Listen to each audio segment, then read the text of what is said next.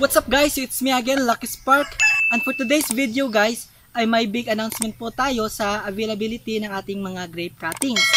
Pero bago tayo magsimula, sa mga bago pa lang sa channel ko ay huwag kalimutang i-click ang subscribe button at also i-click ang like button ng video na ito. Para po mas dumami pa po ang ma-inspire sa pagtanim ng ubas po. So sa sinabi ko nga, ang video na ito ay tungkol po sa ating YouTube merchandise na may available po tayong bare-rooted grape cuttings. So ano po ba ibig sabihin ng bare-rooted? So ang bare-rooted po, ito po ang cuttings na wala pa siyang dahon or kinat po yung dahon niya at ugat lang po ang nabubuhay niya. So ito po ay transport natin through LBC po pag may nag-order po. So ito po sa giliran ko, ito po yung bare-rooted for example. At ito po ay 100% na buhay na po. Kaya mas mainam po itong bilhin kaysa sa mga cuttings. Kasi po mas malaki ang chance nito na mabuhay at makapagpabunga po after 8 months po. So may nagtatanong kung anong variety po ang available na grapes natin. So for now, we have only 2 grape varieties po. The Joy Grapes and the Anyuta Grapes. Pero yung Joy Grapes ay open po siya for pre-ordering po. Bali, yung tanim na Joy Grapes ay hindi pa siya, bali ang tanim na Joy Grapes ay ongoing pa po yung development ng kanyang roots, so hindi pa siya pwedeng i-shipment natin. Unlike sa Anyuta po, ay matured na po yung mga roots niya at pwede na po siyang ibenta as bare-rooted cuttings po. So sa mga hindi pa po nakakaalam ng Anyuta Grapes variety, so ito po yung bunga niya. Ito po, bunga rin po. Ito po. So kung nasa malamig po kayo na klima, yung kulay ng Anyuta Grapes is color pink po. So may pagka-pinkish po siya. So gaya ng picture na ito. Pero pag nasa tropical tayo, medyo mag-iiba po yung kulay ng Anyuta Grapes.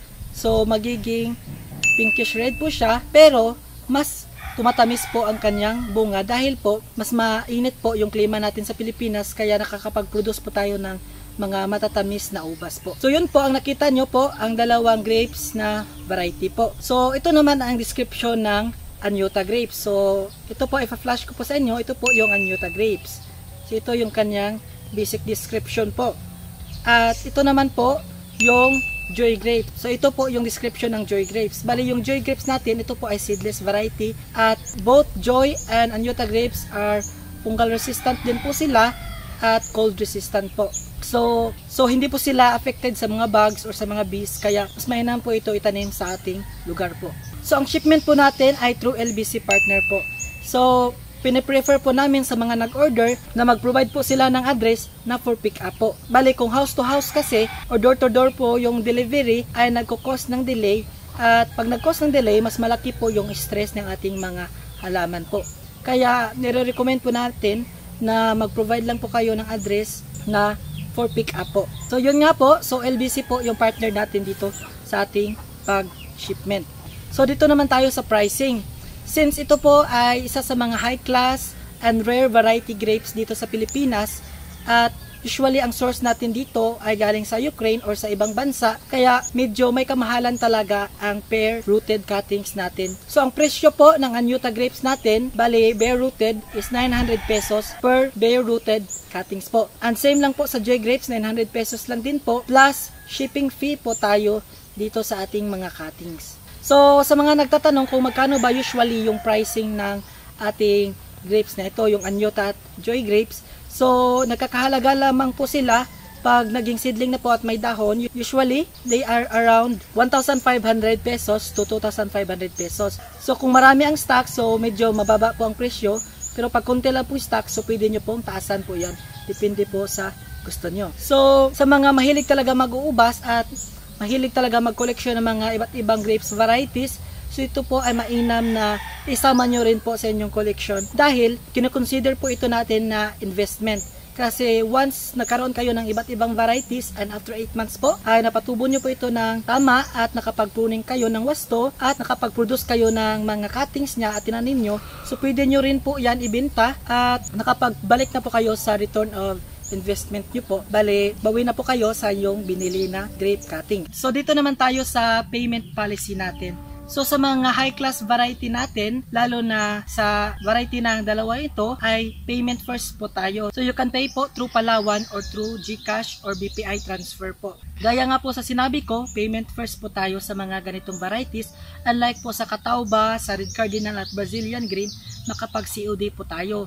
Pero pag ganitong variety na po, ay naninigurado po kami na nagbabayad talaga po yung ating mga buyer at kinukuha po nila yung items. Kaya po ay payment first policy po yung ating patakaran dito sa ating mga bagong benta sa ating YouTube merchandise. So, ano nga ba yung processing natin dito?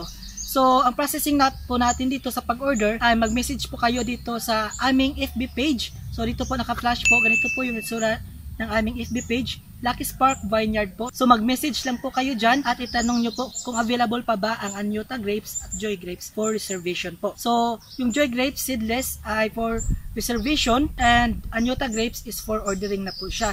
So after po, makapag-discuss po doon sa ating FB page, bale pagkatapos nyo mag-message at nakapag-negotiate na po tayo, kung nakapag-negotiate na po tayo sa name nyo, sa address nyo po, so tsaka muna kayo magbayad sa Palawan, sa GCash, or sa BPI po, bank transfer. So after nyong makapagbayad sa mga mode of payment natin, so i-message nyo na po yung name nyo, yung address, yung contact number, at bago namin ipapadala yung bare rooted cuttings na in-order nyo. So uulitin ko po, una po, mag-message po kayo sa aming FB page. Then after po, makuha po namin yung information nyo sa mga nais bumili. Tsaka magbayad kayo sa Palawan, sa GCash, or sa BPI. Then isend nyo yung receipt sa amin. Then after that, we will process your order within 1 to 3 days po. So ulitin ko po guys, yung pricing po natin is 900 pesos plus shipping fee po sa ating partnered shipper. So yung availability naman ng ating grape cuttings na Anyota Grapes at Joy Grapes. So sa Anyota Grapes natin ay meron tayong 30 pieces at meron tayong 20 pieces na ongoing po yung active growth ng kanyang mga ugat.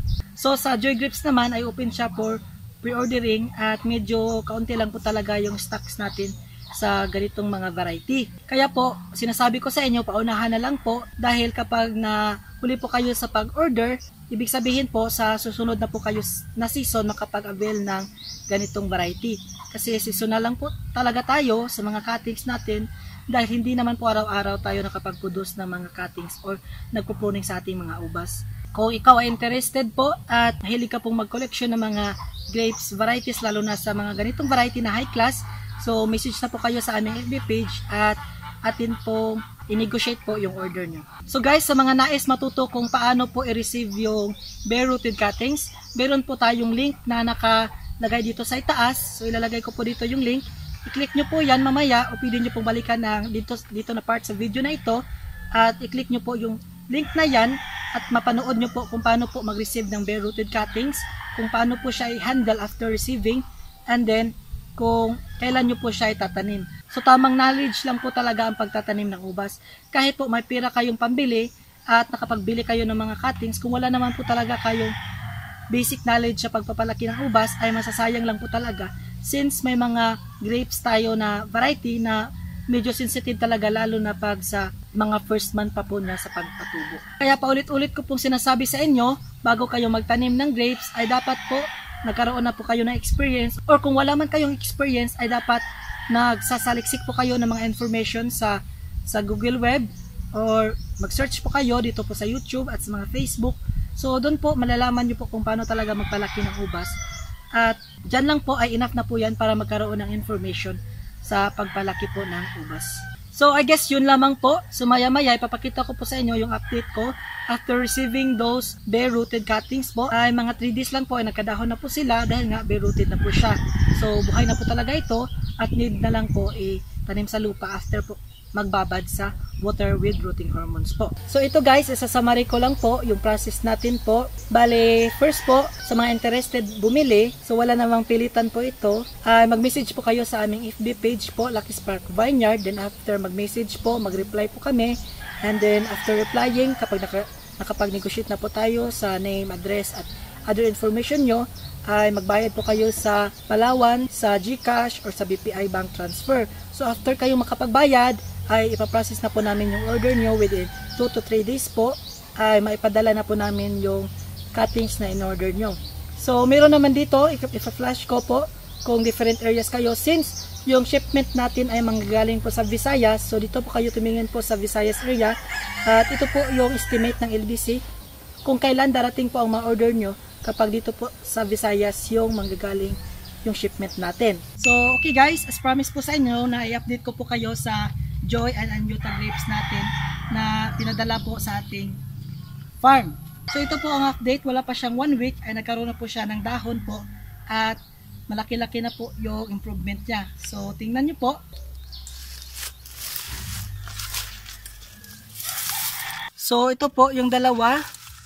So sa last vlog ko, di ba wala pa siyang dahon? Ito po yung Anyuta grapes at ito po yung Joy. So ito po, may dahon na po yung Anyuta at ito naman yung Joy po. So after a week po, pwede na po natin siyang itanim. So sa mga nagtatanong kung anong lupa ang ginamit ko, ito po ay pure river sand po. So tingnan nyo, mabuhaghag po. Mas mainam po talaga ang river sand kasi mabuhaghag siya at mas nakakapag pa-spread po yung mga ugat. Kaya nire-recommend ko po ang paggamit ng river sand lalo na sa mga mamahaling grapes varieties po. So tingnan nyo, healthy na po yan. At sure na talaga pong buhay kapag rooted po yung mga binili natin. So pag ganito na po yung tanim tapos binibenta nyo po, ay nagkakahalaga na po siya ng 1,500 to 2,500 per seedling po. Okay, so dito lamang po magtatapos ang ating update po dito sa ating YouTube merchandise. So ulitin ko, paunahan na lang po talaga at sorry na lang po sa medyo nahuli po na inform dito na may available tayo na bare rooted cuttings po. So maraming salamat sa panonood at magkita-kita na lang po tayo doon sa aking FB page sa mga nais mag-order. Maraming salamat at God bless po sa inyong lahat.